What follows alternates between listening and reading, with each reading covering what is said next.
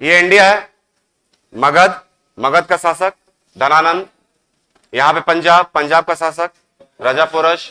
यहां पे सिंध है, सिंध के पाकिस्तान में पड़ता है, और पाकिस्तान में हिंद कुश पर्वत पड़ता है, और हिंद कुश पर्वत के बीच में एक आने जाने का रास्ता है, भारत आने जाने का, ठीक है। उसको क्या बोलते हैं? खैबर दर्रा बोलते हैं। दर्रा को इंग्लिश से पास बोलते हैं।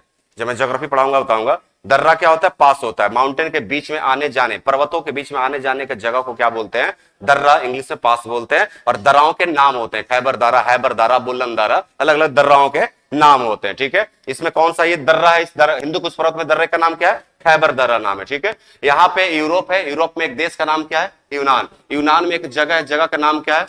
मकदुनिया। मकदुनिया के शासक का नाम क्या है? राजा फिलिप। राजा फिलिप के बेटे का नाम क्या है? सिकंदर। सिकंदर के गुरु का नाम क्या है?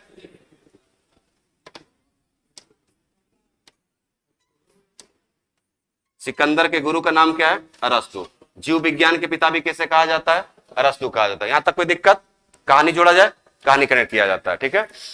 अब देखो, पहले हम थोड़ा सा यहां की चर्चा करते हैं, लेकिन हाँ एक चीज याद रखना कि सिकंदर ने जो भारत पर आक्रमण किया था, यह मत सोचना कि सिकंदर भारत पर आक्रमण करने वाला पहला आक्रमणकारी था। नहीं,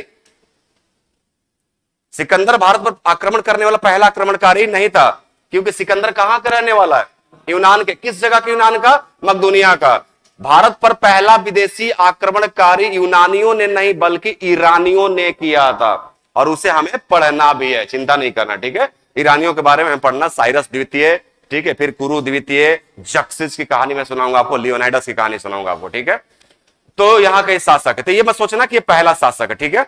लेकिन ये धनानंद के साथ चूंकि कनेक्टेड है, इस वजह से मैं चाहता हूं कि पूरी कहानी को एक साथ जोड़ के आपको बता दूं।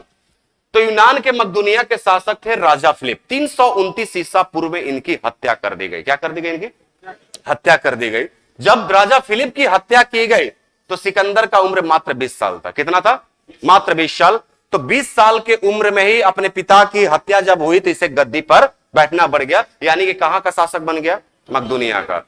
इसके गुरु का नाम क्या है? अरस्तु। और अरस्तु बहुत बड़े गुरु थे। जैसे भारत में हम पढ़ रहे हैं ना कौटिल्य को, उसी प्रकार से यूरोप यूनान में जो है अरस्तु, वो अरस्तु हो गया, प्लूटो हो गया, जस्टिन हो गया, ये सब बहुत बड़े विद्वान हुआ करते थे। यहां तक कि जीव विज्ञान का पिता भी इसे ही कहा जाता है।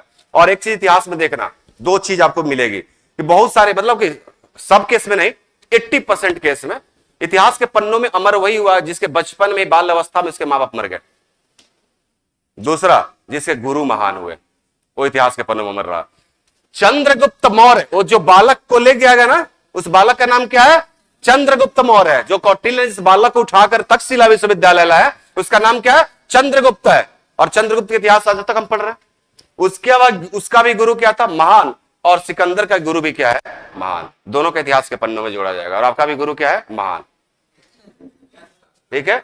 अब देखो, जब सिकंदर गद्दी पे बैठता मकदुनिया का, तो इसे सपना आता है कि मैं क्यों ना एक नए प्रकार का कीर्तिमान स्थापित करूं और पूरे विश्व को जीत कर अपने अधीन कर लूं। ऐसा ये सोचता है, और विश्व विजेता बनने की चाह में सिकंदर विश्व विजय अभियानों पर निकल जाता है। कहां निकल जाता है? विश्व विजय अभियानों पर निकल जाता है। तो इसका एक जल सेनापति था, नाम था निर्याकस, और इसका एक थल सेनापति था, उसका नाम था सेल्यूकस निकेटर। इन दो अपने सेनापति को साथ में लेता है और कहता है कि चलो निकलते हैं। 20 साल की उम्र में विश्व विजेता बनने की चाह में यूनान से निकलता है। लेकिन हुआ कि भाई किस डायरेक्शन में चला जाए? यूरोप से इधर जाया जाए, उधर जाया जाए, इधर जाया जाए, इधर जाया जाए। तो अब देखो, यहां पे बच्चा एक देश पड़ता है ईरान। कौन पड़ता है? ईरान। एक बार हुआ क्या था कि ईरान का एक शासक था जर्कसिज। मैंने कहा था ईरान ने सबसे पहले भारत पर आक्रमण किया था, ठीक है। तो उसी क्रम ईरानियों ने यूनान पे भी आक्रमण किया था। ये ईरान यूनान एक ही मत समझ लेना। जिस दिन मैं ऑनलाइन पढ़ा रहा था इस कहानी को, अगर सर ईरान यूनान में अंतर कह रहे, बहुत अंतर है। यूनान है, ईरान है, ठीक है। तो ईरान का एक शासक था, उसका नाम था जक्सिज। और उस जक्सिज ने क्या किया था कि भारत पे तो अटैक किया ही था, साथ ही साथ कहां कर दिया था? यूनान पे। और इसी बात का खुन्नस किसे था? सिकंदर को। तो सिकंदर से कहा गया कि भैया आपकी जो विश्व विजेता बनने की जो आकांक्षाएं हैं, किस दिशा से शुरू किया जाए? उत्तर दिशा से, दक्षिण दिशा से, पूर्व दिशा से, या पश्चिम दिशा से? तो सिकंदर ने कहा कि पता लगाया जाए कि हमारे दुश्मन किस ओर में है। तो सिकंदर को पता चला कि एक बार ईरानियों ने हमला किया था, तो सिकंदर ने कहा कि भैया इसी रास्ते से चलते हैं, इसको लपेटते हुए, ठीक है, हिंदू कुश पर्वत में ये जो जगह है जिसे दर्रा बोलते हैं, इस दर्रा से होते हुए सिंध जाएंगे और सिंध से पंजाब जाएंगे और भारत में एंट्री करने के लिए जगह कौन सा है? पंजाब है। पंजाब के साथ लड़ने के बाद कहां जाएंगे? मगध, क्योंकि मगध पूरे हिंदुस्तान का शासक है, तो इसका मतलब मगध के पास पैसा खूब होगा। सीधी सी बात है, जिसका पूरे शासन हिंदुस्तान पे है तो कुट के पैसा। और दूसरा, भारत सोने की चिड़िया, और जो जगह ही सोने की चिड़िया है और वहां का राजा सोचो क्या होगा, हीरे की चिड़िया कहलाएगा। मैं समझ रहे हो क्या कहना चाहता हूं? तो सिकंदर ने सोचा कि अपने दुश्मनों को लपेटते हुए और भारत से अथाह संपत्ति भी हम अर्जित कर लेंगे और एक बड़ा सा विशाल सेना और बनाया जाएगा, फिर उत्तर दिशा में, फिर दक्षिण दिशा में, फिर पश्चिम दिशा में जाया जाएगा। इस तरीके से कीर्तिमान स्थापित करना चाहता था और इसी क्रम में ये यहां से निकलता है। जब सिकंदर यहां से निकलता है तो सबसे पहले अटैक किस पे करता है? ईरान पे।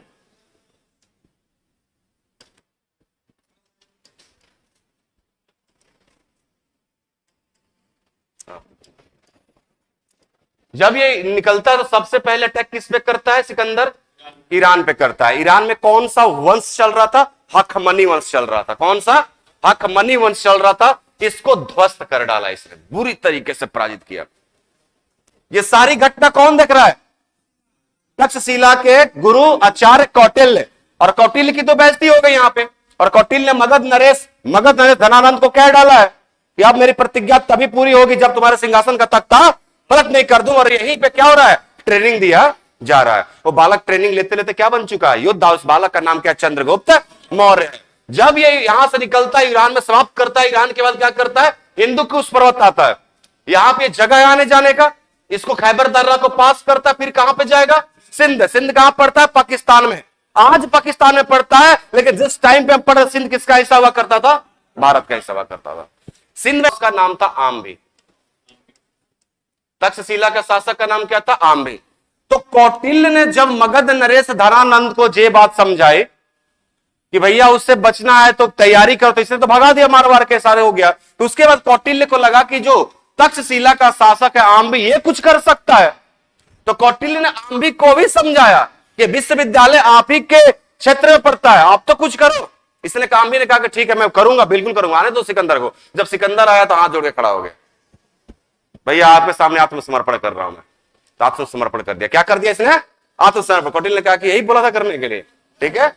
आम्बी ने ये क्वेश्चन पूछता है कि जब सिकंदर भारत में आया तो तक्षशिला का कौन शासक जिसने सिकंदर के सामने आत्मसमर्पण किया था? आम्बी। और यहां पे एक लोकल शासक था, छोटा मोटा राजा था, उसका नाम था शशिगुप्त। उसका नाम था शशिगुप्त। इसने भी क्या किया था? सिकंदर के सामने आत्मसमर्पण कर दिया था। तो आपको हर जगह सिर्फ आम्बी ही मिलेगा और एग्जाम में आज तक आम्बी ही पूछा है, शशिगुप्त ना तो कहीं पूछा है। और बहुत एक दो किताबों में ही आपको ये डेटा लिखा मिलेगा, बट मैंने आपको बतला दिया कि छूटे ना, ठीक है। शशिगुप्त एक लोकल राजा था, छोटे से जगह का राजा था, ठीक है। इसने भी आत्मसमर्पण कर दिया, ठीक है। तो तक्षशिला के शासक ने समर्पण कर दिया। अब इसे जाना कहां पे है? कहां जाना? इसे भारत में एंट्री करना है। तो भारत में एंट्री करने के लिए भारत का कौन सा राज्य है जहां से भारत में एंट्री कर सकता है? तो पंजाब पे किसी का शासन है क्या? राजा पोरस का। क्या राजा पोरस इसे इजिली पास करने देगा? नहीं। तो सिकंदर ने राजा पोरस को एक लेटर लेकर के कहा कि काम करो पोरस कि तुम भी आम्बी और शशिगुप्त की तरह आत्मसमर्पण कर दो, तुम्हारे जान को बख्श दिया जाएगा और चुपचाप मुझे हिंदुस्तान में घुसने दो ताकि मैं मगध नरेश पर अटैक कर सकूं। राजा पोरस ने कहा कि भाई हम भारतीय हैं, इतना जल्दी हार मानने वालों में से नहीं है, ठीक है। तुम्हें आत्मसमर्पण करना तो तुम कर दो। हम होते ही कमाल के इंडिया वाले, ठीक है। राजा पोरस ने उल्टे में प्रत्युत्तर ये दे दिया। सिकंदर को बहुत बुरा लग गया कि मैं साला इधर से लंबा इतना सब कुछ जीतते आ रहा हूं, ऐसे इसके सामने तो समर्पण कर दूं। बस समझ आ रही है? तो राजा पोरस कहा कि ठीक है युद्ध के लिए तैयार करो। राजा पोरस ने बिल्कुल युद्ध के लिए मैं तैयार हूं, जब मन करे तब आ जाओ लड़ने के लिए, कोई दिक्कत नहीं है। युद्ध शुरू होगा। किसके किसके बीच में? सिकंदर और राजा पोरस के बीच में क्या हो गया?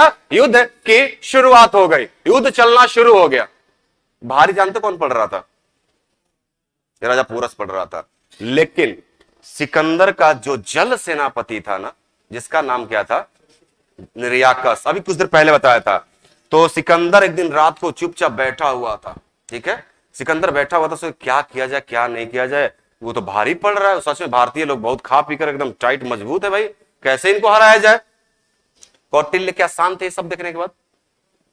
जिस लड़के को इन्होंने तैयार किया था ना, उस लड़के को जानते हो क्या किया इन्होंने? लड़के कौन? चंद्रगुप्त मौर्य। उस लड़के को कौटिल्य ने किसी तरीके से दिमाग लगाकर सिकंदर की सेना में शामिल करवा दिया। क्या कर दिया? सिकंदर की सेना में शामिल करवा दिया। क्यों करवाया? क्या सिकंदर की तरफ से लड़ने के लिए? ऐसा कर सकते हो? नहीं। तो सिकंदर की सेना में इसलिए शामिल किया ताकि सिकंदर के सेनाओं की हौसला को तोड़ा जा सके, क्योंकि चंद्रगुप्त मौर्य किसी आम आदमी का, आम इंसान का चेला नहीं था, कौटिल्य का चेला था। और कौटिल्य शास्त्र में उनके सामने कोई टिक नहीं पता था। एक बार में 500 ब्राह्मणों को शस्त्रास्त्र में पराजित कर देने वाला व्यक्ति था वो, और उसका चेला मामूली हो सकता आपको लगता है? ठीक है, तो सिकंदर की सेना में शामिल हो गया और कौटिल्य ने कहा कि काम करना है, तुम्हें क्या करना? सिकंदर की सेना का हौसला को तोड़ना है। और सेना में शामिल होकर कभी खाने में चुपचाप ऐसे, मान लो खाना बन रहा है, सिकंदर इधर जहर लिया है, आगे दाएं बाएं देखा, इधर डाल दिया, 40-50 सैनिक निपट गए, मर गए। ठीक है, रात को भूत की बात करके सबको डरा देने। ठीक है, भारत की बात करना, मैंने सुना है, जानते हो, 10-20 लोग रात में होती है ना बात, तो 50-100 सैनिकों को बैठा दिया, जानते हो भारत में ना बहुत बड़े बड़े डायनासोर रहते हैं, खा जाएंगे निगल जाएंगे, भूत रहते हैं, प्रेत रहते हैं, और जो ब्यास नदी को पार करता है, मां कसम किसी को ब्यास नदी नहीं छोड़ता। मतलब ऐसे कहकर के सिकंदर की सेना को क्या कर रहा था? ये हौसलों को तोड़ रहा था। और सिकंदर को पता ही नहीं चल रहा था, कभी 4 लोग मरे पड़े हैं, भोजन खाकर, कोई पानी पीकर उधर लोटा मरा पड़ा है, ये अंदर में चल रहा है। ये भी सिकंदर की सेना में अंदर में चल रहा है, सारी चीजें घटनाएं चल रही है। सिकंदर इससे परेशान है कि हो क्या रहा है।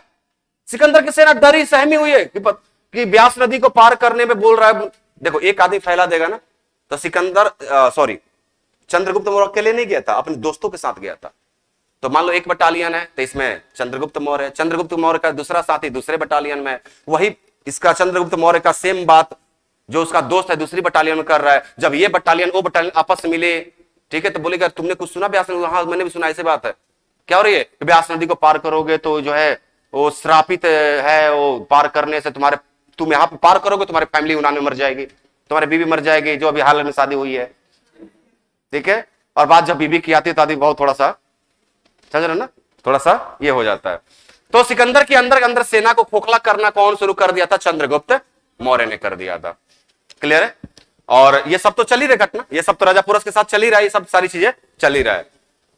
यहां तक कि जिस दिन सिकंदर अपने जल सेनापति निर्याकस और थल सेनापति सेल्यूकस निकेटर के साथ जो है मीटिंग कर रहा था कि कैसे राजा पुरस को भारी पड़ रहा हराया जाए, चंद्रगुप्त मौर्य उस मीटिंग में चल गया। इस बात का वर्णन जस्टिन ने अपने किताब में किया है कि चंद्रगुप्त मौर्य उस मीटिंग में चला गया और जाके कह रहा है कि महाराज बिल्कुल उधर मत जाओ, मत जाओ, बहुत खतरनाक है ये। सोचो यहीं पे राजा पुरस हालत खराब कर रखा है, मगध की सेना में तो हाथी है, बहुत सारी हाथियां हैं, एक बार उधर से दौड़ेंगे तो सब हालत खराब हो जाएगा। सिकंदर को इस बात पे गुस्सा आया कि ये कौन बिना पूछे आ गया मीटिंग में, इसे पकड़ो। इतना चालू दिमाग का था चंद्रगुप्त मौर्य, पता ना कैसे शिविर को तोड़ फोड़ के भाग गया, नहीं पकड़ में आया। तो चालू लोग ऐसे ही होते हैं, भाग गया। फिर दूसरा बार फिर भेष बदल के इसकी सेना में शामिल हो गया और फिर वही करना शुरू कर दिया। ये सब भी एक तरफ चल रहा है, ध्यान से सुनना, चंद्रगुप्त मौर्य वाला किस्सा भी चल रहा है और इधर लड़ाई भी राजा पुरस के साथ चल रहा है, दोनों पैरेलल चल रही है। अब युद्ध चल रहा है तो सिकंदर ने कहा कि बताओ कुछ उपाय दो। तो इसके जल सेनापति निर्याकस ने कहा कि महाराज अब इसे जो है साम दाम दंड भेद का इस्तेमाल करके ही राजा पुरस को हराया जा सकता है। एक नदी थी, उस नदी का नाम था झेलम। कौन सी नदी? झेलम नदी। नदी कौन सा बच्चा? झेलम नदी है। और झेलम नदी का ऋग वैदिक नाम क्या? जल्दी से बताओ तब आगे बढ़ूंगा। बिल्कुल, वितस्ता लिखाया था, बहुत सारी नदियां और उनके ऋग वैदिक नाम लिखवाया था मैंने। तो झेलम को क्या बोलते हैं? वितस्ता बोलते हैं। और यहां पे एक जगह है हाइडेस्पिच, इस नदी पे एक जगह कौन सा? हाइडेस्पिच जो है। तो रात को सिकंदर के जल सेनापति निर्याकस ने क्या किया कि चुपचाप एकदम शांत होकर के धीरे धीरे चंद कदमों से इस झेलम नदी को पार करके कहां एंट्री कर गया? पंजाब में उस जगह पे जहां राजा पोरस का शासन महल था, और किसी गुप्त द्वार से प्रवेश करके आपने बहुत सारे सैनिकों को लेकर के आक्रमण कर डाला पंजाब पे। अब इसकी सेना लगभग सो रही है, राजा पोरस सो रहा है, और अचानक जो है आप पे, आपने पिक्चर बाहुबली देखा है, रात में एक बार अटैक हो जाता है जिसमें वो 2-3 तीर एक साथ मारता है, आपने देखा होगा, और वही तीर एक हीरोइन के कान से ऐसे लग के जाता है। ठीक है, याद आ गया कुछ? तो रात में अटैक किया था उन लोगों ने ना, यहाँ पे वही है, रात में अटैक कर दिया। एक तो अंधेरा, और ये तो पूरा व्यवस्था, लाइट टॉर्च वगैरह जो भी उस टाइम पे रहा होगा, प्रकाश का जो भी माध्यम रहा होगा, उस माध्यम को लेकर के गया था निरक्कस, और अटैक तबा तोड़ तबा तोड़ तबा तोड़। जब राजा पोरस को समझ में नहीं आया कि क्या किया जाए, क्या भाई तोड़ दोगे क्या उसको? ये कहानी सुन के एक्साइटेड हो रहा है, ठीक है, तो तबा तोड़ इधर से चलने लगी, तीर चलने लगा, हाथियां जो है गरजने लगी पूरा एकदम राजा पोरस को जब तक। लेकिन फिर भी उसके बावजूद राजा पोरस ने पूरी वीरता के साथ युद्ध किया, पूरी वीरता के साथ। ये नहीं कि मतलब रात में अंधेरा हुआ तो अब सरेंडर कर दे, जितना हो सकता है, जितना तलवार चला सकता है, जितना तरीके से सैनिकों को संगठित कर सकता है, जितना कम समय में रणनीति बना सकता है, सब कुछ करके इसने कोशिश किया। लेकिन अचेत अवस्था में इसके ऊपर आक्रमण किया गया था, इस वजह से राजा पोरस की क्या हो गई। और सिकंदर के इस युद्ध में अब होता क्या है आगे देखो। हारने के बाद राजा पोरस को हाथ बांधकर पीछे लाया जाता है, किसके सामने? सिकंदर के सामने, और घुटने के बल बैठा दिया जाता है, और सिकंदर खड़ा है। सिकंदर कहता है, बताओ राजा पोरस तुम्हारे साथ क्या किया जाए। सर आपकी आवाज सोनू शर्मा के जैसी है, अब यही तो यहां मिलेगा सुनने को। वैसे मेरी आवाज सच में अच्छी है क्या? बहुत लोग बोलते हैं।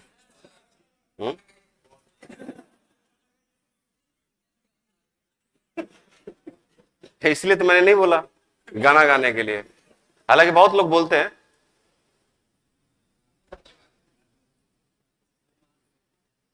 सर हम भी खान सर के चेले हैं, अकबर की पत्नी जोधाबाई नहीं थी, आप सर ने हिसाब से इतिहास का किताब लिखी है, आएगा किताब। सही बोले भाई, अब देखो उस पे आ रहा है, बिल्कुल सर आपकी आवाज देखो सनू शर्मा जैसी है, सर स्मार्ट है, सर क्या लग रहे हैं, एक लड़की लिख रही, क्या लग रहे हैं मस्त।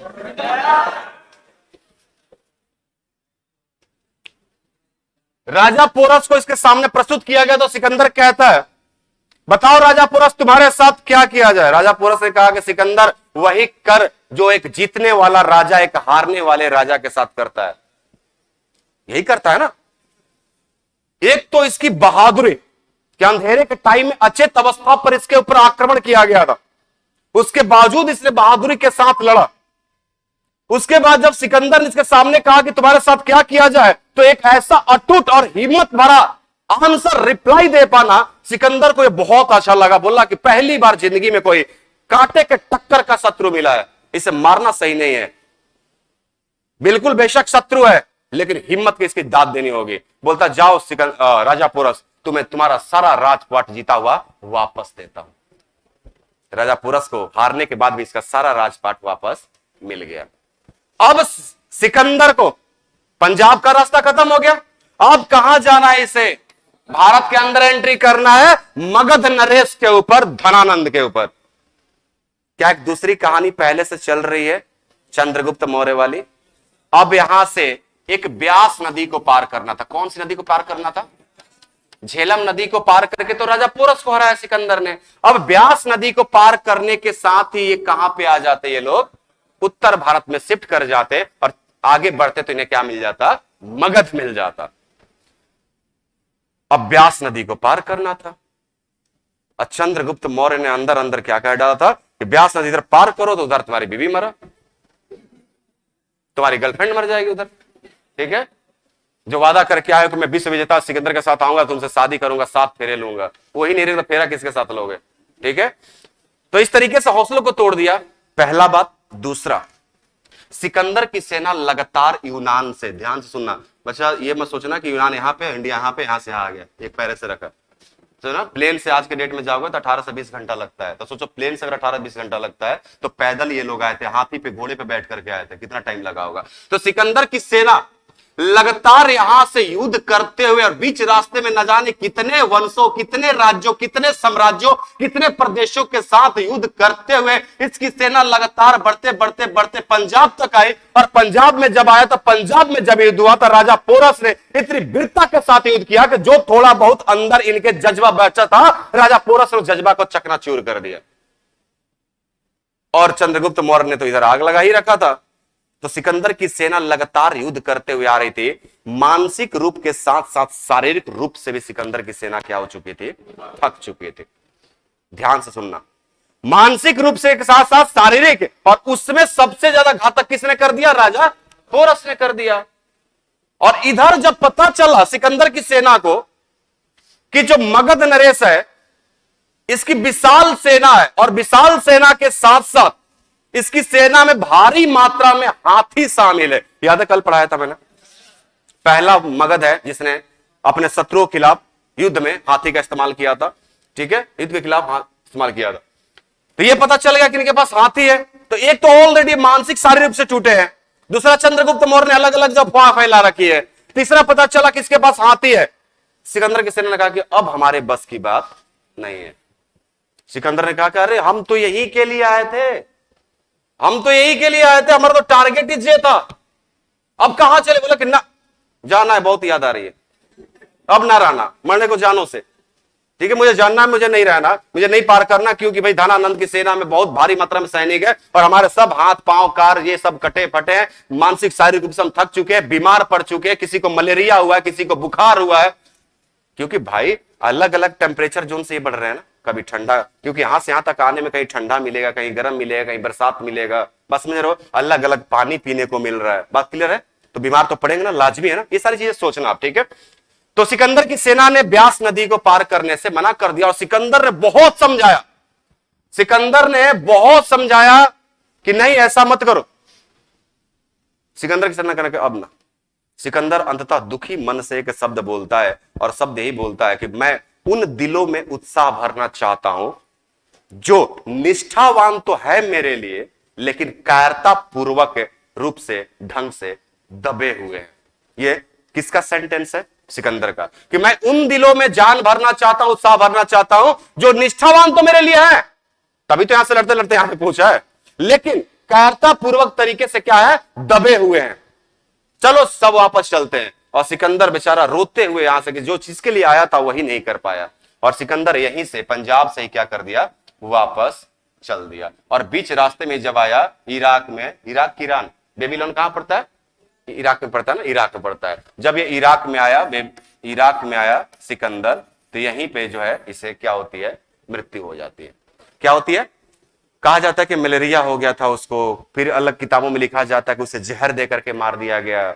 ठीक है ना, तो अलग अलग नोशन है, अलग अलग धारणाएं हैं जो कहा जाता है, लेकिन ज्यादातर किताबों में मलेरिया ही लिखा मिलेगा। लेकिन कुछ कुछ इतिहासकारों ने, जैसे अलवी इतिहासकार है आपका, मॉडर्न हिस्ट्री के, मॉडर्न बोल रहा हूँ, एंशिएंट के जैसे रोमिला थापड़ वगैरह हो गए, ठीक ना, तो किताबों में लिखा है कि इसे जहर देकर के मार दिया गया।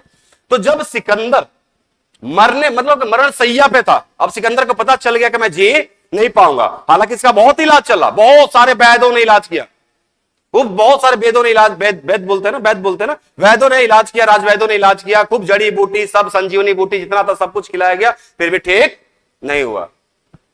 समझ गया सिकंदर के अब अंतिम समय आ चुका है। तो सिकंदर ने अपने सेनापतियों को बुलाया, याकस और सेल्यूकस निकेटर को, कहा कि सुन, मैं जब मरूंगा तो 3 काम करना, तभी मेरी आत्मा को शांति मिलेगी। तो उन्होंने कहा कि बताइए महाराज, 3 आपकी वो कौन सी अंतिम इच्छाएं हैं जो आपके मरने के बाद पूरा करना है? सबकी अंतिम ख्वाहिश जो है मरने से पहले पूरा की जाती है, लेकिन मरने के बाद पूरा करना है यहां पे। तो इसने कहा कि मेरा जो अर्थी है वही लोग उठाएंगे जिन लोगों ने मेरा उपचार किया था, पहला। दूसरा, जब मैं अर्थी उठाए जाए मेरी, तो मेरे हाथों को बाहर निकाल के हाथ खोल देना ऐसे अर्थी पे से। तीसरा, जितना भी मेरा अपने नाम का संपत्ति है, मेरी अर्थी जहां से जहां तक जाएगी, मेरी सारी संपत्ति को ऐसे लुटाते हुए जाना है, फेंकते हुए जाना है। इन तीनों के पीछे रीजन क्या था? पूछा गया कि भाई ऐसा क्यों? तो सिकंदर ने कहा पहले वाले के हिसाब से, पहले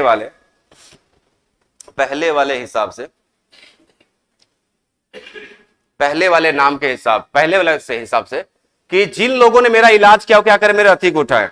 तो सिकंदर ये कहना चाहता था कि देखो, जब अंत समय आता है, जब सही टाइमिंग आती है, ठीक है, तो आपके भगवान का जब बुलावा आता है, तो आपको कितना भी लोग बचा ले, वो बच नहीं पाओगे आप। यहां तक कि जो वैद्य है, जो रोगों का उपचार कर सकते हैं, ये भी नहीं बचा सकते। ये तभी बचा सकते हैं जब ऊपर वाला चाहे तब। याद है कल मैंने कहानी सुनाई थी, कल या परसों, कि 20 साल पहले चली गोली 20 साल के बाद लग गई थी, याद है। और फिर मैंने अपने एक्सीडेंट की कहानी सुनाई थी कि मुझे जिस तरीके से मेरा एक्सीडेंट हुआ था, सब कह रहे थे कि ये तो गया, काम खत्म है। और जैसे उन लोगों ने बोला, तुरंत उड़ के सब झाड़ रहा था मैं। फिर कहा, अरे पागल है, महादेव का आशीर्वाद है मेरे ऊपर। हर हर महादेव शिव शंभु, जय शंभुनाथ, जय बद्रीनाथ, जय कैलाशनाथ, जय त्रिकालदर्शी, जय शंभुनाथ, हर हर महादेव शिव शंभु। भक्त तुम है, शर्मा ना क्या, आपका अपना भी देवते होंगे, आराध्य देवता, आप इंडिपेंडेंट है पूजने के लिए। Sonu Sood just shared a post, ये मत सोचना कि मुझे शेयर किया। तो पहला ये हो गया। दूसरा कि मेरे हाथ को खोल देना। याद है मैंने आपको नागार्जुन का शून्यवाद पढ़ाया था, भूल तो नहीं जाते हो? अरे नागार्जुन का शून्यवाद पढ़ाया था मैंने, शून्यवाद याद आया? ब्रह्मांड को उसने शून्य माना था कि जब आते हो तब भी शून्य की स्थिति में रहते हो और जाते हो तब भी शून्य। तो यही कहना चाहता सिकंदर कि देखो, मैं आया, विश्व विजेता बनना भी चाहा, और जिस पथ पे निकला मैंने सबको हराया। जहां से यूनान से निकल के पंजाब तक पहुंचा ना जी, बीच में किसी ने भी इसको नहीं हराया था, सबको ये जीतते हुए गया था। इस सब होने के बाद भी मैं अपने साथ कुछ नहीं ले जा रहा। हाथ क्या है मेरा? खाली है। और संपत्ति, ये देख लो, संपत्ति लुटाया जा रहा है, मैं मरा हूं लेकिन इसको मैं छू नहीं सकता। ये 3 संदेश बहुत ही तगड़ा दिया सिकंदर ने, जो विश्व विजेता बनना चाहता था। निंदा रही नहीं, सोच, 3 संदेश बहुत ही तगड़ा इसने दिया, ठीक है। तो ये था चारों तरफ से, 3 तरफ से कहानी। किसका किसका? कौटिल्य का, मगध नरेश का, इसका। लेकिन अभी मेन कहानी तो बाकी है। अब सिकंदर को वापस भेजना चाहते थे कौटिल्य, वो तो चला गया, मर गया, काम खत्म हो गया उसका। अब कहानी किसका शुरू होने वाला है? तो कौटिल्य की प्रतिज्ञाओं का। ये सिखा तो तभी बंधेगी धनानंद, जब तुम्हारे सत्ता का तख्ता पलट ना कर दूं मैं। बालक भी रेडी हो चुका है, और बालक भी मामूली बालक नहीं, बहुत ही तगड़ा बालक बन के निकला है। अब इधर कहानी चलेगी क्या? इन दोनों के बीच में चलेगी ना? खाना वाना खा के आए हो? पक्का? कूपन इन लोग को मिल गया है? जिनको कूपन नहीं मिला, कितने लोगों को नहीं मिला? हाथ उठाना एक बार, जाओ ले लो। जिनको नहीं मिला दे दो एक बार, उसके बाद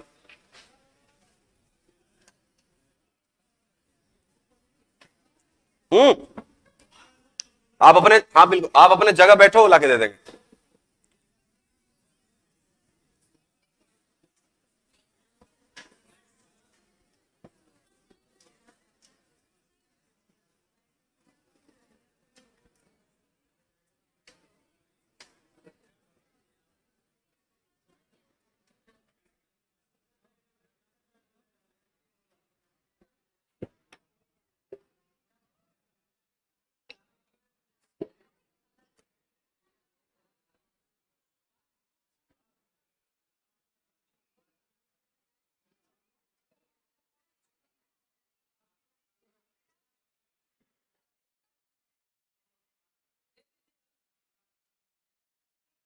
अगर किसी और दोस्त वगैरह के लेना है तो ले लो। कल होगी, सुनो, कल होगी 100 क्वेश्चन का जीएस टेस्ट होगा, कल ही होगा। हाँ, उसके बाद भोजन चलेगी दबा के। हाँ नहीं, ये पूरा चलेगा। History, politics, geography, economy, physics, chemistry, biology, 100 question का डिस्कशन भी मैं ही करवाऊंगा। नीचे क्लास जो खाली हो रही है, ठीक है, साफ हो रही है, उसमें क्वेश्चन मैंने बना दिया है। क्वेश्चन मैंने 100 क्वेश्चन बना दिया है। जिसको चाहिए पहले 500 रुपए लाओ मेरे पास, क्वेश्चन दे देता हूं।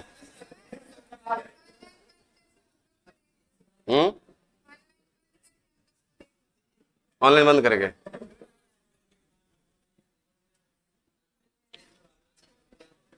जिनको तो अपने दोस्तों के लिए चाहिए एक्स्ट्रा, उनको ले लेना, कोई दिक्कत नहीं है। जल्दी करो भाई।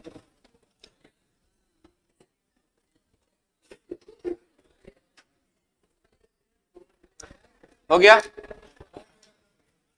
भाई, कुर्सी उर्सी ला दिया करो, कभी थोड़ा बैठना उठना होता है। एक टेबल नहीं होता वो स्टूल, ये स्टूल मुझे दे दिया करो ना, आप उससे बैठ जाया करो। आपसे पतला ही हूं मैं, वो नहीं टूटेगा। हो गया, दे दिया। कल आना है ना सबको, उसमें लिखा होगा, दिखाना जा रहा है एक मुझे जिनको मिला है।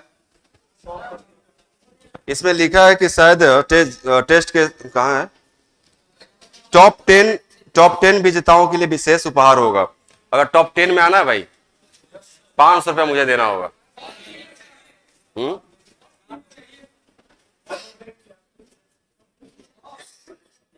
इतना क्या करोगे, बेचना है? हाँ ये देखो सही है। कभी तो कल आना है ना सबको, पक्का? सब यही रहते हो ना कि घर से कोई ट्रेन में पकड़ के आता है? सब यही रहते हो ना रूम लेके? आप लोग पीजी में रहते हैं? आप लोग हॉस्टल में? तो कल आना आप लोग। कितने बजे बोला कि आप लोग को टाइम क्या दिया सर ने? 12 बजे? 12 बजे के 11 बजे? उस दिन से किताब लॉन्च करते सर तो 7 बजे ही बोल रहे थे। 12 बजे के आसपास आना होगा, है ना? तो आना, 100 क्वेश्चन होगा। अब मन हो तो बैठ जाना, कोई दिक्कत नहीं है, क्योंकि और भी बहुत सारे स्टूडेंट्स आ रहे हैं तो सबके लिए एक जनरल डिस्कशन होगा। क्वेश्चन बन चुका है लगभग, तो कहानी कंटिन्यू किया जाए। आइए अब इधर, अब कहानी कहां से जुड़ेगी? कौटिल्य वर्सेस धनानंद की कहानी जुड़ेगी। और कौटिल्य का शिष्य का नाम क्या है? सीजी मौर्य। सीजी मौर्य यानी कि चंद्रगुप्त। तो उसका तो काम खत्म हो गया, अब इधर बढ़ते हैं। कौटिल्य ने बोला धनानंद याद है? धनानंद का कि हाँ याद है। तो कौटिल्य ने एक दिन चंद्रगुप्त मौर्य को बुलाया, बोला क्या तुम मेरी शिक्षाओं से प्रसन्न हो? चंद्रगुप्त मौर्य ने कहा कि बिल्कुल गुरुजी, आपकी शिक्षाओं से मैं संतुष्ट हूं। तो कौटिल्य ने कहा कि लाओ गुरु दक्षिणा दो। फिर अगर तुम मेरे पहले के जमाना यही होता था।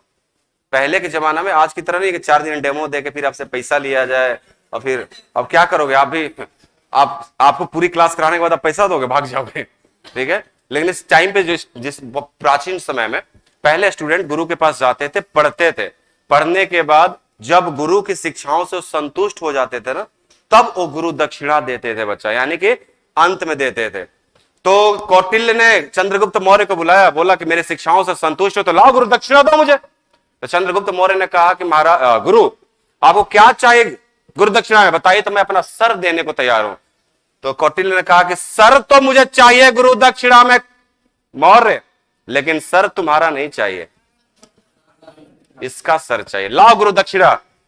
तो इसने पूछा चंद्रगुप्त मौर्य, महाराज आपकी इससे क्यों दुश्मनी हो गई? देखो कौटिल्य ने ये बात चंद्रगुप्त मौर्य को नहीं बतलाया था कि इसने जो है मुझे लात मार के धक्का दे करके मुझे भगाया था, क्योंकि अगर कौटिल्य पहले चंद्रगुप्त मौर्य को ये बात बता देते हैं इसने मुझे धक्का मारा है, तो हो सकता है चंद्रगुप्त मौर्य का इंटेंशन इससे ज्यादा किस पे रहा था शुरू से ही? धनानंद पे, कि मेरे गुरु को लात मारा है, इसे पहले तोड़ूंगा। पहले कौटिल्य ने देखा कि पहले समस्या सिकंदर है, इसका समाधान होना चाहिए। और जब वो समाधान हो गया तब कौटिल्य ने इसको बात बताई। तब चंद्रगुप्त मौर्य ने कहा, अभी कितना लेट क्यों कर दिया गुरुवर, पहले बताते, मैं इसका शीश काट करके आपके चरणों में कर देता है। तो कौटिल्य ने कहा कि इतना भी आसान नहीं है, थोड़ा सा मेहनत लगेगा अभी इसको भी मारने में, क्योंकि पूरे भारत का शासक है, ठीक है? तो हुआ कि चलो भाई, तो कौटिल्य और चंद्रगुप्त मौर्य ने एक विशाल सेना बनाई, और विशाल सेना बनाने के बाद क्या किया? हमला किया। कहां पे? कहां पे हमला किया? मगध पे हमला किया।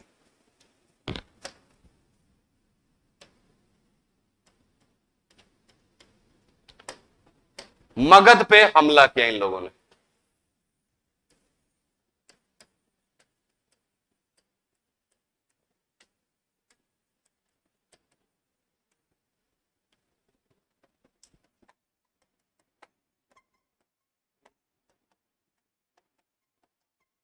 ध्यान से सुनना बात।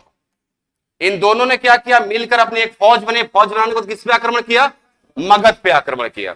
और जानते हो क्या किया? बिल्कुल वहां पे किया जहां पे धनानंद का सारा प्रशासनिक कार्य हुआ करता था, मगध में, ठीक है? यानी कि मगध के एकदम सेंटर पर इन लोगों ने अटैक कर दिया। कहां पे कर दिया? केंद्र में, एकदम अटैक यहां पे कर डाला। अटैक किया, दोनों बुरी तरीके से पराजित हुए, इतने बुरी तरीके से पराजित हुए कि दोनों को भागना पड़ गया था। दोनों एक दूसरे दौड़ते हुए भागते रहते, भागते भागते भागते भागते। ठीक है, एक घर था और यहां पे एक वृक्ष था।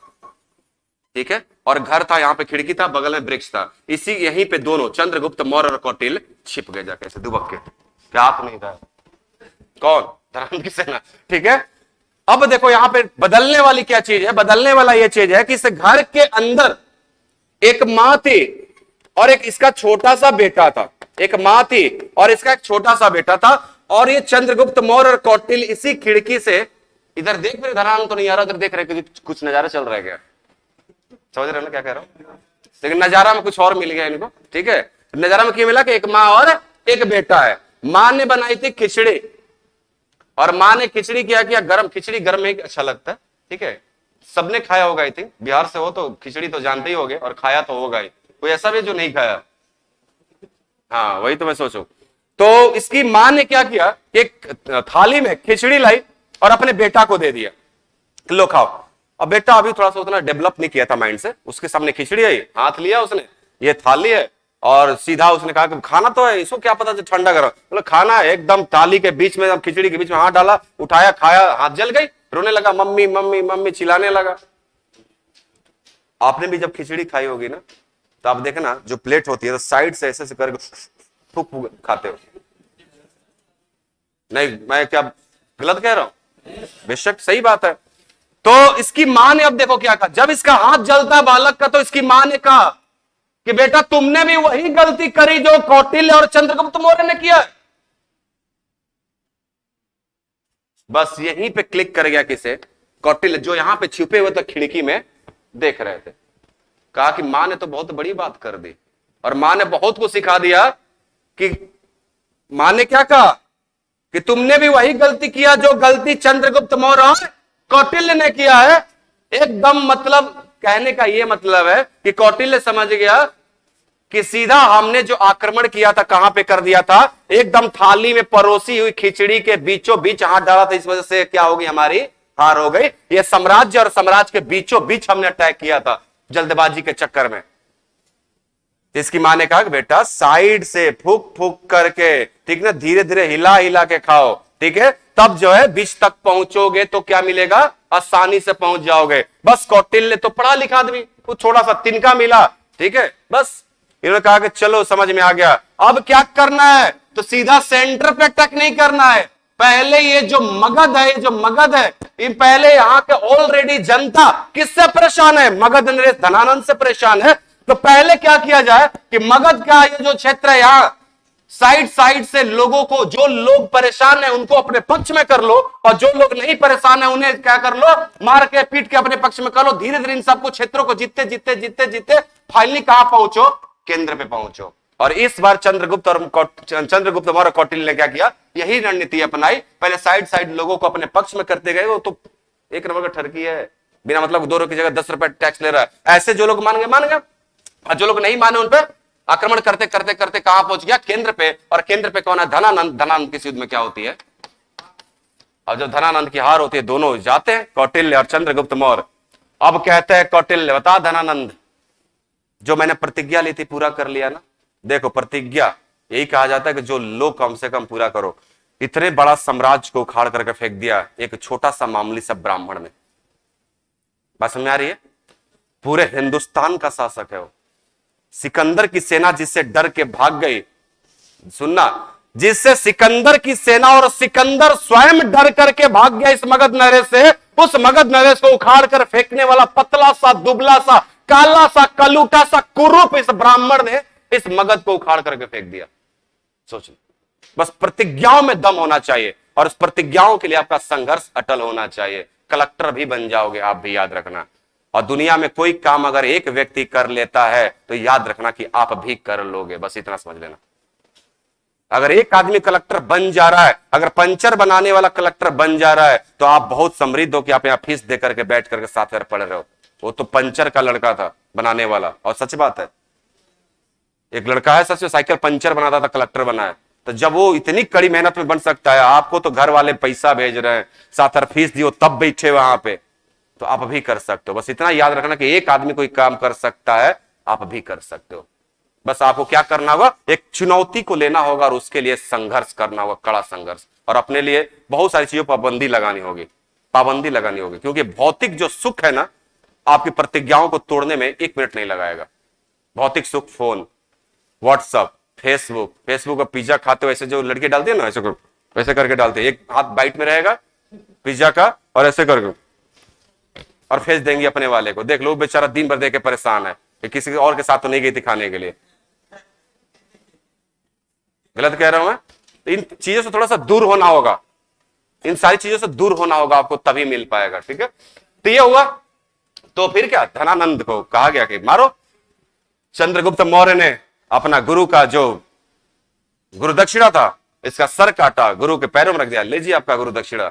अब गद्दी पे कौन बैठेगा? मगध का शासक धनानंद हारा जा चुका है, तो मगध की गद्दी पे कौन बैठेगा? और चंद्रगुप्त मौर्य का अंतिम नाम क्या है? मौर्य। तो मगध पे कौन सी वंश की स्थापना करेगा? मौर्य वंश से पहले हमने कितने, मौर्य साम्राज्य से पहले कितने वंशों को पढ़ा हमने? 3। बिंबिसार, हर्यंक वंश, शिशुनाग वंश, नंद वंश। और नंद वंश के पश्चात मगध पर कौन सा साम्राज्य आता है? मौर्य साम्राज्य करके आता है। और मगध ही ऐसा पहला महाजनपद था जिसने भारत में पहले साम्राज्य की स्थापना करने में सफल हुआ। और उस प्रथम साम्राज्य का नाम क्या है? मौर्य साम्राज्य। भारत की पहली वंश का नाम क्या है? हर्यंक वंश। लेकिन महाभारत पुराण के अनुसार भारत का पहला वंश बृहद्रथ वंश। ये सारा डेटा याद रहेगा ना? क्लियर है। लेकिन जैसा कि मैंने कहा कि सिकंदर का थोड़ा पार्ट रह गया है, ठीक है, वो तो युद्ध हुआ, लड़ाई हुआ, गया मारा, लेकिन कुछ कुछ काम है उसका, थोड़ा सा हम देख लेते हैं ताकि वो चैप्टर भी क्या हो, सिकंदर का भी क्या हो, साथ ही साथ खत्म हो जाए। तो जब यहां पंजाब पर आक्रमण किया था सिकंदर ने, तो मगध का शासक उस टाइम पे कौन था? धनानंद था। ये याद रहेगा। जब सिकंदर आक्रमण किया था तो भारत का शासक कौन था? धनानंद था। तो क्या सिकंदर भारत में एंट्री कर पाया था? नहीं, सिकंदर यहां से वापस चला गया। तो जब ये वापस जा रहा था, तो देखो जो भी राजा हुआ करते थे ना, तो अपने साथ विद्वानों को भी लेकर चलते थे, पढ़े लिखे लोगों को भी साथ में लेकर चला करते थे, अपना इतिहास लिखवाने के लिए, फलना क्षेत्र को जीता, ये क्षेत्र को जीता। तो यहां पे भी जो सिकंदर निकला था यूनान से, इसके साथ विद्वान थे। ठीक है, कहां कराने वाला था? यूरोप करना। और यूरोप कहां पड़ता है? भारत से किस दिशा में पड़ता है? क्या पड़ता है? पश्चिम पड़ता है। पश्चिम पड़ता है ना, वेस्टर्न पड़ता है। वेस्टर्न सिविलाइजेशन बोलते हैं हम, पश्चिमी सभ्यता बोलते हैं। अरे भाई ये भारत है, भारत से इधर देखोगे क्या पड़ेगा? पश्चिम पड़ेगा, इधर पूर्व पड़ेगा, ऊपर उत्तर, नीचे दक्षिण। तो यूरोप इधर है ना, मैप पे देखना। तो यूरोप भारत से किस दिशा में पड़ेगा? पश्चिम में। और यूरोप से भारत किस दिशा में पड़ेगा? पूर्व दिशा में। इस वजह से यूरोप वाले हमें पूर्वी देश कहते हैं और हम उन्हें क्या कहते हैं? पश्चिमी देश कहते हैं। क्लियर? तो सिकंदर के साथ जो विद्वान लोग आए थे, और सिकंदर जब यहां से राजा पंजाब के बाद जब वापस जा रहा था, तो सिकंदर के जो विद्वान पढ़े लिखे लोग थे, उन्होंने मेंशन किया कि सिकंदर तो पंजाब तक आया, इसकी सेना ने मना कर दिया, फिर सिकंदर यहां से वापस जा रहा था। सिकंदर की इच्छा थी कि भारत का एक शासक है जैंद्रमीज, अग्रमीज करके, उसे जीतना, लेकिन उसकी सेना ने ब्यास नदी को पार करने से मना कर दिया। ये कहां पे लिखा है? यूनानी विद्वानों ने लिखा है। किसने लिखा है? यूनानी। क्योंकि सिकंदर कहां का रहने वाला? यूनान का। तो आप उसे यूनानी विद्वान के साथ साथ क्या उसे पश्चिमी विद्वान भी कह सकते हैं? बिल्कुल, पश्चिम का पश्चिम विद्वान। और चूंकि पश्चिम में किस देश से? यूनान से, तो हम इसे यूनानी विद्वान बोल सकते हैं। तो पश्चिमी विद्वानों ने लिखा कि जब सिकंदर की चाह थी, भारत का एक महान शासक था जैंद्रमीज और अग्रमीज, उसे जीतना चाहता था, लेकिन सिकंदर की सेना ने मना कर दिया। भारत के शासक का नाम क्या आया है? जैंद्रमीज और अग्रमीज।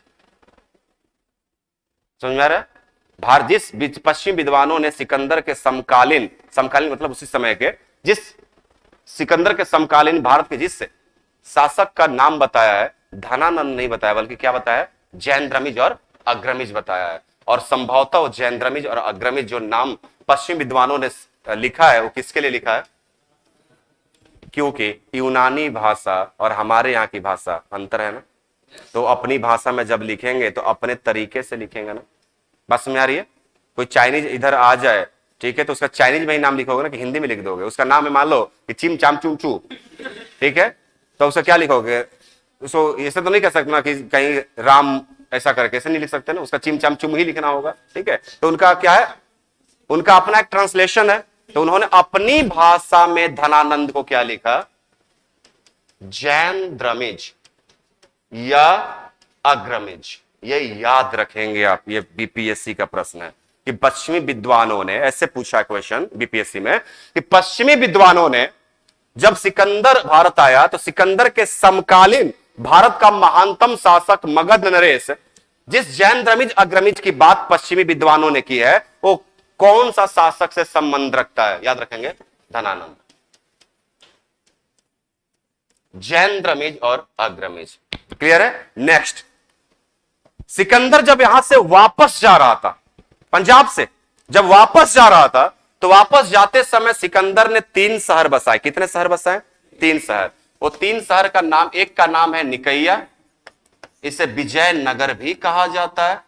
दूसरा इसका एक प्रिय घोड़ा था, दूसरा इसका एक प्रिय घोड़ा था सिकंदर का, उसका नाम था बुक्का फेला। क्या नाम था उसका, बुक्के फेला। बुक्के फेला, कहीं बुक्का फेला भी लिखा मिलेगा।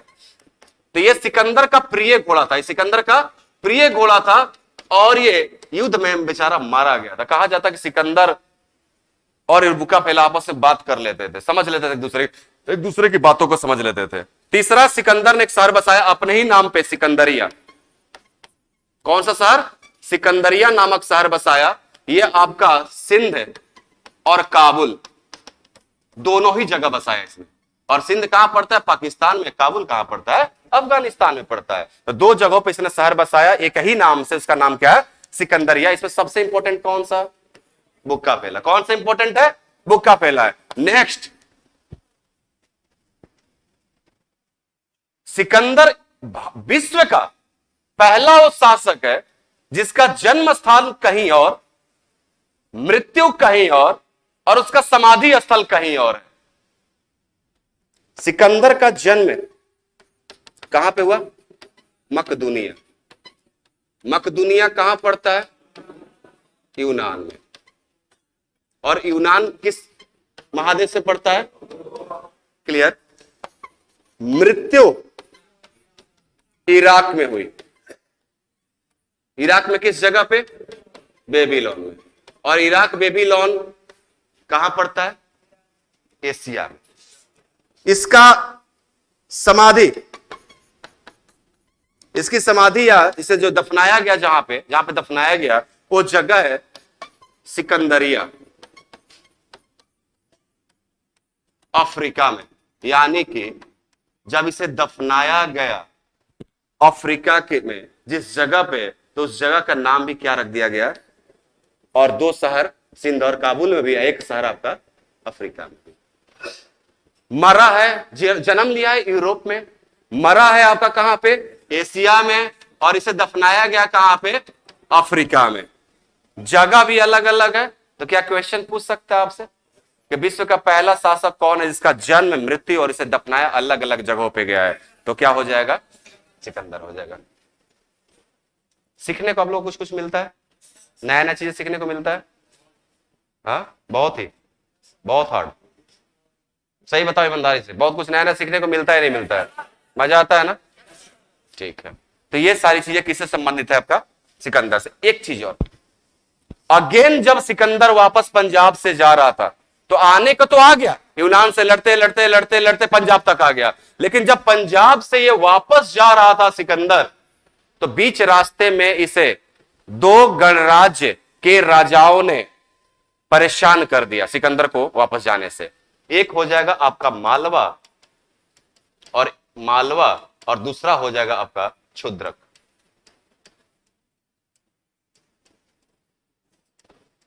एक हो जाएगा मालवा आपका, दूसरा हो जाएगा क्षुद्रक हो जाएगा, क्षुद्रक। ठीक है, इन दोनों जगह के जो शासक थे, सिकंदर को वापस जब जा रहा था, तो इन दोनों लोगों ने क्या किया, इसे रोकने का प्रयत्न किया, सिकंदर को मारने की कोशिश की। सबसे बुरा हाल सिकंदर ने किसका किया, मालवा का। यहां के एक एक व्यक्ति, एक एक महिला, एक एक बच्चे को मौत के घाट सिकंदर ने उतार दिया, पूरे शहर को नेस्तूनाबाद कर दिया। सिकंदर ने कहा कि मुझे तुमसे कोई दुश्मनी नहीं है, मुझे चुपचाप जाने दो यहां से, नहीं तो फिर मैं वो हश्र करूंगा कि मलवा आने वाले 1000 साल तक रोएगी।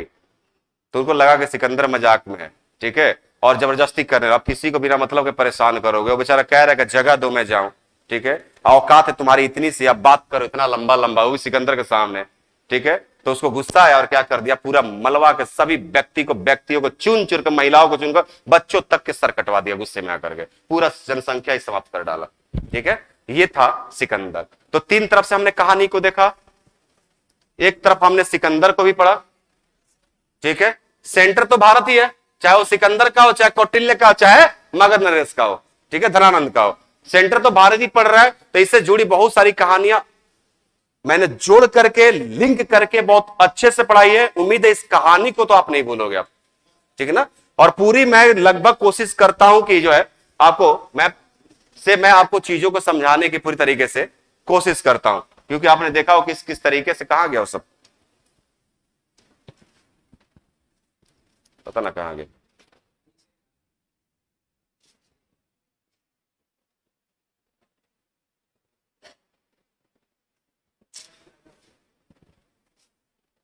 मैंने बताया था ना बहुत सारी चीजें, सब कहां गया, छोड़ो। पूरा लगभग मैंने मैप से थोड़ा सा जो भी रफली मैप का यूज करके मैंने आपको समझाया, ठीक है। लेकिन सिकंदर भारत पर आक्रमण करने वाला पहला विदेशी, क्लियर है, याद रखना। ये तो कहानी मैंने सुना दिया क्योंकि धनानंद के साथ क्या था, उसका कनेक्शन था, तो कहानी चल गई प्रॉपर। मैंने सोचा कि एक पूरी पैरेलल कहानी सुना देता हूं मैं, ताकि आप कनेक्टेड कर पाओ। लेकिन भारत पहला आक्रमण करने वाले कौन थे, ईरानी थे। कौन थे, ईरानी, ठीक है। तो भारत पर सर्वप्रथम आक्रमण करने वाले कौन थे, ईरानी। और ईरान की भाषा है पर्शिया, और पर्शिया को हिंदी में बोलते हैं फारसी। क्या बोलते हैं, फारसी बोलते हैं। तो याद रखना, ईरान को हम फारसी भी बोलते हैं। क्या बोलते हैं ईरान को, इंग्लिश में पर्शियन भी बोलते हैं, क्योंकि पर्शियन को ही हिंदी में हम क्या कहते हैं, फारसी। फारसी ईरान की भाषा है, जो पूरे ईरान में फारसी बोली जाती है। तो इसकी भाषा के आधार पे ही ईरान उस देश का नाम जो है फारसी भी कहा जाता है, ठीक है। और हिंदी में भी इसे पर्शियन कहते हैं, इस तरीके से। तो आप जब किताब पढ़ोगे मेरे दोस्त, मेरे यार, मेरे भाई एवं उनकी बहनों, तो आपको कहीं ईरान लिखा मिलेगा, कहीं आपको फारसी लिखा मिलेगा, कहीं इंग्लिश में पर्शियन लिखा मिलेगा, कभी हिंदी में पर्शियन उस तरीके से लिखा मिलेगा। चारों का नाम, चारों का मतलब क्या होगा, एक ही होगा। कंफ्यूज आपको करने की आवश्यकता नहीं है, कोई दिक्कत। चल, अब देखो, ईरान में एक वंश चल रहा था, उसका नाम था हखमनी वंश। कौन सा,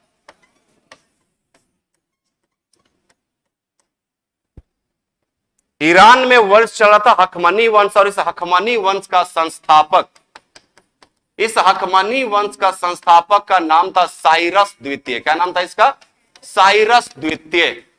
और यहीं से भारत पर आक्रमण की क्या होती है, शुरुआत होती है। इससे क्या होती है, भारत पर आक्रमण,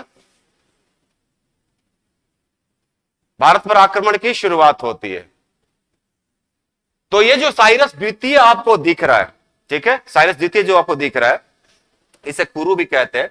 इसने क्या किया, भारत के पश्चिमी प्रांत पर आक्रमण किया।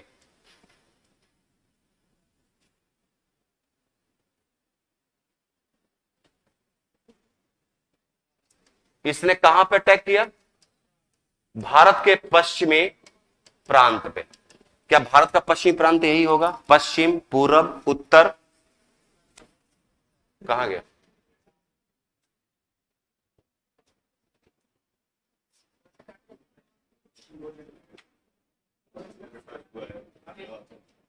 अरे मैं चिल्लाता हूं, तुम लोग से ज्यादा जानता हूं, कहीं छिपा होगा, तुमसे ज्यादा जानता हूं मैं। कभी कभी क्लास में खुद ही ऑन करता हूं अपना सारा चीज सिस्टम से। हाँ, तो ये पश्चिम हो गया, उत्तर हो गया, दक्षिण हो गया। तो साइरस द्वितीय ने क्या किया, पश्चिमी प्रांत पर अटैक किया। क्वेश्चन पूछता है कि जब ईरान के हखमनी वंश के शासक साइरस द्वितीय ने भारत के पश्चिम प्रांत पर आक्रमण किया था, तो भारत का महानतम शासक कौन था। तब भी आंसर नहीं, तब आंसर क्या हो जाएगा, आप जानते हो, बिंबिसार हो जाएगा। क्या हो जाएगा,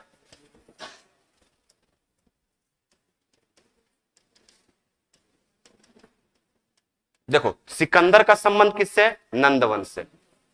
नंद वंश है ना, और पहला वंश मगध का कौन सा है? हर्यंक वंश। क्या ये हर्यंक वंश का संस्था शासक है बिंबिसार? तो मैंने अभी आपसे कहा कि सिकंदर प्रथम भारत पर आक्रमण करने वाला नहीं है, इससे पहले किसने आक्रमण किया था? ईरानियों ने। तो बेशक अब जब सिकंदर का संबंध अगर धनानंद के साथ है, आ रहा है, तो इसका मतलब अगर ईरानियों ने सिकंदर से पहले अटैक किया है तो सीधी सी बात है कि नंद वंश से पहले ही आक्रमण ईरानियों का हुआ होगा। बात समझ आ रही है? तो किसके टाइम पे? बिंबिसार के टाइम पे। एक क्वेश्चन पूछा है, तो जब इसने अटैक किया तो मगध का शासक कौन था? बिंबिसार था। ठीक है, इसके बाद साइरस के बाद एक शासक आता है आपका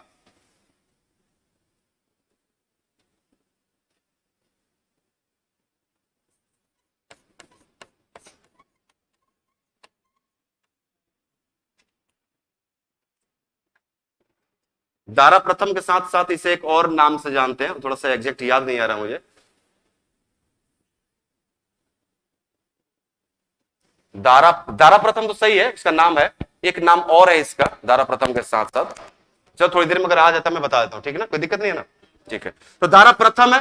ठीक है, दारा प्रथम ने भी क्या किया कि जो है भारत पर आक्रमण किया। कहां पे? और पश्चिम प्रांत के 2 क्षेत्रों को जीत लिया। पश्चिम प्रांत के 2 क्षेत्रों को इसने जीत लिया। इसने अटैक किया था तो इसने जीता नहीं, और कब्जा भी किया तो छोटे छोटे क्षेत्रों को किया, जिससे कोई भारत से चला भी जाए तो कोई बड़ी बात नहीं है। लेकिन दारा प्रथम ने क्या किया? पश्चिम प्रांत का ये जो पंजाब का इलाका है इस पे कब्जा कर लिया। ये जो यहां पे आपके पाकिस्तान में सिंध है इस पे कब्जा कर लिया।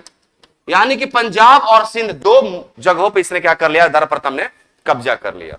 और इन दोनों को कब्जा करने के बाद हखमनी वंश का इसे 20वां प्रांत घोषित किया। कौन सा प्रांत? 20वां प्रांत। कुछ समझ में आ रहा है 20वां प्रांत का मतलब? तो एक्सप्लेन कर सकता है मैं क्या कहना चाहता हूं? यानी कि इससे पहले दारा प्रथम या इससे दारा प्रथम से पहले के शासकों ने, ध्यान से सुनना, 20 से पहले जो दारा सिकों के पहले जो शासकों ने लगभग अलग अलग क्षेत्रों को कितनी बार जीता है? 19 बार। ये तो ईरान हो गया। तो ईरान के बाहर दारा प्रथम या साइरस द्वितीय और भी जो शासक है, इन्होंने ईरान के बाहर कितनी बार क्षेत्रों को जीता है? 19 क्षेत्रों को जीत करके अपने हकमनी वंश के अधीन किया है। और दारा प्रथम ने जब पंजाब और सिंध को जीता तो 19 क्षेत्रों को इन लोगों ने जीत करके हकमनी वंश में मिला लिया था। अब पंजाब सिंध को ये लोग जीत गए, तो ये कौन सा प्रांत हो जाएगा? 20वां प्रांत हो जाएगा। अब दारा प्रथम के बाद एक शासक आता है जरकसिज। दारा प्रथम के बाद एक शासक आता है जरकसिज। तो देखो, क्या जब ये साइरस द्वितीय हो गया या फिर ये दारा प्रथम हो गया, इनका भारत के साथ एक प्रकार का कांटेक्ट हो गया। ठीक है, और इन कांटेक्ट के दौरान जो तीसरे नंबर पर शासक आता है जरकसिज, ये भी भारत, क्योंकि 20वां प्रांत हो चुका है तो ये जरकसिज जाएगा। तो जरकसिज ने क्या किया? भारतीय लोगों को प्रलोभन दिया कि आओ हमारी फौज में शामिल हो जाओ। किसे प्रलोभन दिया? भारतीय लोगों को कि आओ हमारी फौज में शामिल हो जाओ, हमारी फौज में शामिल हो जाओ। तो भारतीय लोग को जहां पैसा मिलेगा वहां चले जाएंगे। तो इन लोगों ने, क्योंकि राष्ट्रवाद का कॉन्सेप्ट तो भी है नहीं, एक राष्ट्र के प्रति वो लगाव फीलिंग तो है नहीं, तो हुआ क्या कि बहुत सारे भारतीयों ने जरकसिज की सेना को ज्वाइन कर लिया। और जरकसिज ने अपनी सेना में भारतीय लोगों को इसलिए शामिल किया, यानी कि अपने सैन्य व्यवस्था का विस्तार इसलिए किया क्योंकि जरकसिज को युद्ध करना था किसके साथ? आप कुछ याद आया? सिकंदर का गुस्सा, सिकंदर का गुस्सा ईरान के, याद आया कि नहीं आया? समझ में आ रहा? ठीक है, तो जरकसिज ने यूनान के साथ लड़ना था। अब देखो कहानी, इस पे हॉलीवुड पिक्चर बनी है, इस पे हॉलीवुड के एक पिक्चर भी बनी है। उस पिक्चर का एग्जैक्ट नाम मुझे नहीं याद आ रहा, बहुत पहले मैंने देख लिया था। 300। अच्छा, मैं देखता हूं कहानी, मैं बता रहा हूं, उसके बाद आप बताना कि वही पिक्चर का है कि नहीं। यूनान के एक शासक का नाम था लियोनाइडस। क्या नाम था? लियोनाइडस। और ये जरकसिज कहां का शासक है? और इसने सेना में क्या किया है? भारतीय लोगों को शामिल किया। बात समझ में आ रही है? और यूनान का शासक कौन है? लियोनाइडस। यूनान का शासक जो लियोनाइडस है मेरे दोस्त, इसकी सेना में मात्र 300 सिपाही होते थे। कितने सिपाही होते थे? लेकिन ये 300 सिपाहियों की ट्रेनिंग बाल्यावस्था से ही शुरू हो जाती थी। बाल्यावस्था से ही, बचपन में ही लड़कों को क्या किया जाता, जो ट्रेंड किया जाता, जंगल में खूंखार भेड़ियों के बीच में। बहुत सारी पिक्चर बनी हॉलीवुड, देखा ना भेड़ियों का, वुल्फ मैन देखा कि नहीं देखा? हॉलीवुड पिक्चर देखते हो? कितने लोग हॉलीवुड पिक्चर देखते हैं? सही बताएं ईमानदारी से, अब दिखाने में नहीं। इंग्लिश सीरियल तो नहीं देखते, हिंदी भी आती है उसका वर्जन, देखा करो, मजा तो उसी में आती है। हिंदी वर्जन आप लोग कोई नहीं देखता? नहीं आता समझ में? डर लगता है? क्या कह रहे डर लगता है? ऐसा क्या उसमें? जैसे आपके फिल्म में भूत प्रेत दिखाए जाते हैं, तो हमसे तो अच्छा भूत प्रेत उसमें दिखाए जाते हैं। एना वैली करके है, देखा ना उसका? एना वैली, उसका नया पार्ट भी शायद क्या नाम उसका, कंजूरियस पार्ट 8 या 7 आने वाली है। ठीक है, छोड़ो, देखा नहीं तो देखना चाहिए थोड़ा सा। तो उसमें वो पिक्चर में शायद वो सही कह रहे हैं, है ना, 300 के ही रहते थे। तो तक बच्चे को बचपन से ट्रेंड किया जाता था। उसके हाथ में कोई तलवार उलवार भाला नहीं दिया, बल्कि एक लाठी दे दी जाती थी, और उस लड़के को जंगल में छोड़ दिया जाता था खूंखार भेड़ियों के बीच में। अगर सुबह बच के आ गया तो सेना में शामिल हो जाएगा। पहला पड़ाव वही था पास करने का, एग्जाम पास करने का। अगर जक्सिस की सेना में शामिल होना है तो वही करना है। 12-15 साल के एक लड़के को हाथ में लठ पकड़ा के और भेड़ियों के सामने छोड़ दो, तलवार भी देते हो, कुछ समझ में आता। ठीक है, और सुबह बच के आ गए तो लियोनार्डस की सेना में शामिल हो गए। यही खत्म नहीं होगी, अब इसके बाद आपका ट्रेनिंग शुरू होगा। वो तो एग्जाम हो गया, रिटर्न एग्जाम हो गया, जंगल से बच के आना, वो एक तरीके का एग्जाम हो गया। तो शायद ही कोई बच के आ पाता होगा। ठीक है, तो जो बच गए मात्र 300। इसकी सेना में जो क्या था, लगभग 20 से 30 सर के आसपास सेना थी। और सबसे ज्यादा सेना कौन सी थी? भारतीय लोग थे। सबसे ज्यादा सेना में शामिल कौन थे? भारतीय लोग थे। तो ये भी अपने साम्राज्य का विस्तार कर रहा था, यूनान वाला। और ये जक्सी जो ईरान का, ये भी अपने साम्राज्य का विस्तार कर रहा था। ठीक है, तो जक्सिस को बड़ा बुरा लगा कि अपने साम्राज्य का विस्तार कर रहा था। जक्सिस को पता चला कि लियोनार्डस की सेना में मात्र 300 है और हमारे पास 30,000 है, तो क्यों ना जो है इसे उड़ा दिया जाए। एक बार गया बेचारा कोशिश करने के लिए, सोचा कि 300 सेना क्या कर लेगी, चलते। गया था कोशिश करने के लिए, इतना मारा था ना इन लोगों ने ना कि यूनान से दौड़ के भाग करके ईरान तक आए थे ये लोग। सब हाथी घोड़ा वहीं पर छोड़ के भाग गए थे। तो समझ गया ये जक्सिस की वो जो है नंबर कम है, लेकिन वो सब ताकतवर है, क्योंकि उनकी ट्रेनिंग क्या हुई है, बहुत ही अच्छे तरीके से हुई है। इतनी कठोर तरीके से बाल्य अवस्था से उनकी ट्रेनिंग हुई है। और तुम्हारे पास संख्या भले ही ज्यादा है, लेकिन संख्या में सब क्या है, खा पी करके मस्त एकदम सोने वाले लोग हैं। ठीक है, नहीं है? अब गए थे क्या सेना के भाग थे क्या? अब देखो होता क्या, जक्सिस इतना बात समझ गया कि लियोनार्डस को हराना इतना आसान नहीं है, लियोनार्डस को हराना इतना आसान नहीं है। तो जक्सिस ने कहा कि इसे धोखे से ही हराया जा सकता है। क्या किया जा सकता है? धोखे से ही हराया जा सकता है। तो एक बार क्या होता है कि यूनान का एक नागरिक, यूनान का ही, जहां के राजा लियोनार्डस, वही का एक नागरिक लियोनार्डस के पास आता है और कहता है कि मुझे आपकी फौज में शामिल होना है। वो व्यक्ति एक्चुअली बीमार था। क्या था वो? बीमार था। तो लियोनार्डस ने कहा कि बेशक आप हमारी सेना में शामिल होना चाहते हैं, आप हमारे देश के हैं, ये मेरे लिए गर्व की बात है, लेकिन मेरी सेना 300 की है और उस सेना के जो कैटेगरी और जो फिट है, मतलब जो भी उसकी रिक्वायरमेंट है, उसका फुलफिल आप नहीं करते हो। ठीक है, माफी चाहूंगा मैं। उसको इस बात का बुरा लग गया और वो जाकर मिल गया किससे? जक्सिस से जाके मिल गया और बोला कि तुम्हें हराना है इससे ना लियोनार्डस को, मैं तुम्हें गुप्त रास्ता बताऊंगा जो ईरान से सीधा यूनान तक जाएगी और यूनान में सीधा इसके महल तक जाएगी। सीधा एक गुप्त रास्ता है, सीधा महल तक, जहां सो रहा है वहीं तक जाएगी। क्योंकि ये 300 जग गए ना, तो ये समझ जाओ भेड़िया है अपने आप में।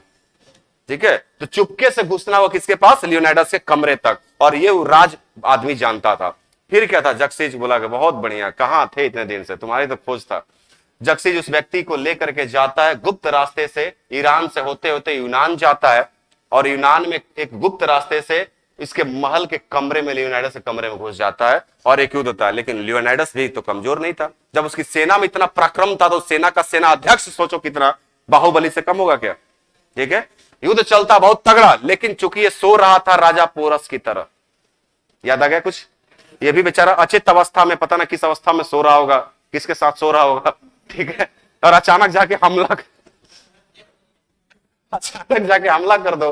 ठीक है, तो हमला कर दो।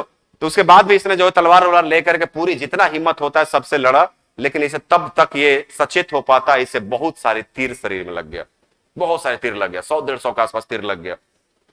तो लियोनार्डस ने कहा था कि जक्सेज याद रखना, इतिहास तो लिखा जाएगा, तेरा भी और मेरा भी इतिहास लिखा जाएगा, लेकिन बस फर्क यह होगा कि उस इतिहास के किताबों में मुझे महान योद्धा कहा जाएगा लियोनार्डस को, और तुझे उसी इतिहास के किताब में महान कायर कहा जाएगा। और इसी के ऊपर पिक्चर बनी है वो हॉलीवुड की। और बेशक सही बात है, लियोनार्डस को इतिहास के पन्नों में आप देखना, जो पिक्चर है ना उसे बोलता है कि लियोनार्डस, अब देखा हो जिन लोगों ने, अगर ऐसा उल्फ मैंने वगैरह का, तो उसमें देखना आता है कि लियोनार्डस हमारे महान राजा हुआ करते थे, क्योंकि उनका जो हिंदी जो ट्रांसलेट करते हैं ना हॉलीवुड वाला, गजब कमाल की हिंदी कर ट्रांसलेट करते हैं।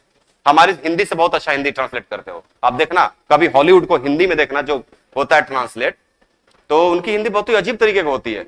ये नहीं कि आया गया खाया, बता ना कौन कौन से, बड़ा अच्छा लगता है, हंसी आता है।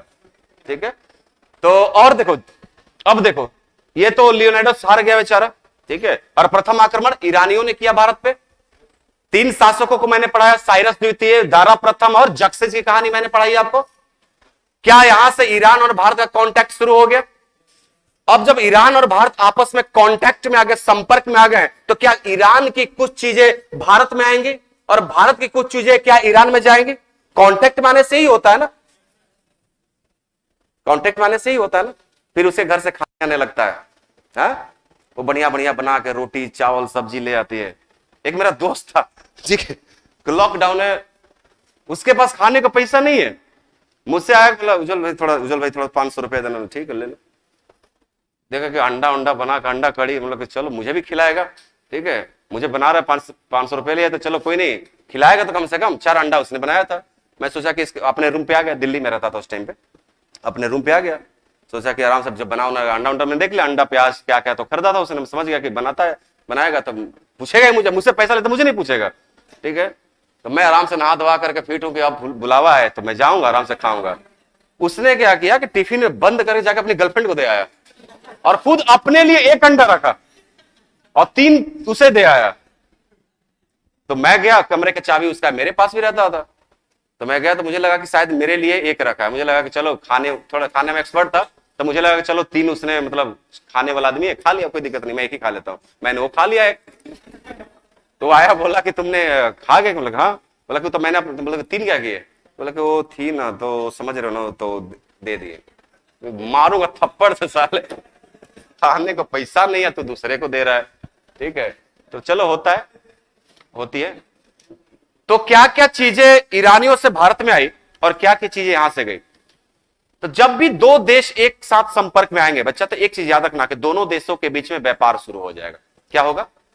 इतना पहला जरूर याद रखना कि जब भी 2 देश कांटेक्ट में आएगा, व्यापार उन दोनों देश के बीच में क्या होगा? शुरू हो जाएगा। क्लियर है? ईरान की एक लिपि है, ईरानियों ने किया ना, ईरान की एक लिपि, उसका नाम क्या है? अरमेइक लिपि। जब ये कहां की लिपि है? ईरान की। तो जब ईरान के लोग भारत आएंगे तो अपनी ही लिपि में बोलेंगे ना, अरमेइक लिपि में बोलेंगे। तो जब ये यहां पे है और भारत की अपनी लोकल, क्या हुआ? जब ये अरमेइक लिपि में आकर यहां बोलते हैं, भारत की जो लोकल लिपि थी, दोनों आपस में एक समय के बाद क्या हो गई? मिल गई। भारत की लोकल लिपि और ईरानियों की अरमेइक लिपि, जब दोनों लोकल लिपि आपस में मिल गए तो इनसे एक नई प्रकार की लिपि का जन्म हुआ। उस लिपि को बोलते हैं खरोष्टी लिपि। कौन सी लिपि बोलते हैं? खरोष्टी लिपि। और याद रखना, खरोष्टी लिपि पूछे ये कहां से आया, तो याद रखोगे कहां? ईरान से आया। और पूछ ले कि ये लिपि किस लिपि का टूटा हुआ भ्रंश रूप है, तो याद रखेंगे अरमेइक लिपि। और पूछे किस देश से आया भारत के अंदर? ईरान से। ये लिपि दाईं से बाईं की ओर लिखी जाती है, जैसे हिंदी लिखा जाता है ना दाईं से बाईं, वैसे इस लिपि खरोष्टी को, यानी कि खरोष्टी लिपि से हिंदी का भी विकास हुआ है। क्लियर है? और यहां के सोने के सिक्के भी यहां पे आए भारत में। यहां के चांदी के सिक्के का नाम था सिगलोई। क्या नाम था? ईरान के चांदी के सिक्के का नाम था सिगलोई। इंडिया आया और बहुत इंडिया में प्रचलित हुआ। पूछा है कि ईरान का कौन सा सिक्का है जो भारत में आया था? वो एक्चुअली रजत सिक्का, रजत को इंग्लिश में क्या बोलते हैं? ब्रॉन्ज बोलते हैं ना। तो ब्रॉन्ज क्वाइन था वो, जो भारत में आया था, उसका नाम सिगलोई था। और कल की क्लास अगर आपने मेरी की होगी, जो रात को 10 बजे मैंने कराया था, मोहम्मद बिन कासिम, तो लगभग सिक्के से फैक्ट मैंने 10-15 बताए थे, ठीक है ना, जिन लोगों ने क्लास देखा उनको पता होगा मैंने क्या पढ़ाया था। बाकी लोग क्यों नहीं देखते, मुझे समझ नहीं आ रहा। क्यों नहीं देखते आप लोग? मैं डेली 12 बजे भी आता हूँ पढ़ाने के लिए, दरोगा दारोगा का प्रैक्टिस सेट कराता हूँ मैं। ठीक है, आया करो देखने के लिए। हाँ, कल वाला डेली 12 बजे वाला डेली चलता है, कल रात वाला डेली नहीं चलता। जिस दिन राठौर सर का मन नहीं होता लेने का, तबियत खराब हो जाता है, तो टाइमिंग एक्चुअली 10 बजे उनका है, राठौर सर का। तो जब भी कभी उनकी तबियत खराब हो गई, मन नहीं हुआ, टायर्ड हो गया, थक गए, तो मुझे फोन कर देते हैं कि उज्जवल भाई आप जाकर क्लास ले लीजिए। तो मैं ले लेता हूँ ऐसे जाकर। वो बात की बात, वो रेगुलर टाइम नहीं है, लेकिन हाँ मेरा रेगुलर टाइम 12:15 या 12:15 बजे दिल्ली का है। जो मैं अभी इडुटेरिया नामक जो किताब है, उस इडुटेरिया किताब का मैं दरोगा का डिस्कशन में करा रहा हूँ। लगभग 5-6 सेट में करा चुका हूँ, 5-6 सेट और है।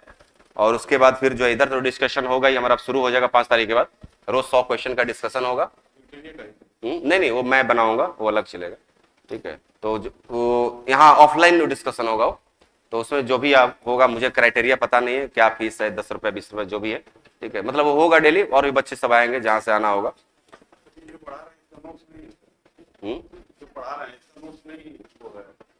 इसका नोट्स बौद्ध धर्म का दिया था ना, जैन धर्म का जानते हो क्या हुआ? उसके साथ ट्रेजेडी हो गई। मैंने लिखा इतनी मेहनत से, लेकर के ऑफिस में गया और मैंने रख दिया कि भाई इसे जो है स्कैन करके पीडीएफ बना करके डाल देना ग्रुप पे। तो ऑफिस में 2-3 लोग आए थे बाहर से, वो अपने साथ फाइल लेके आए थे, और उन्होंने कहा कि मेरे वाले पे अपना फाइल रख दिया, और जाते समय पूरा उठा के लेके चले गए।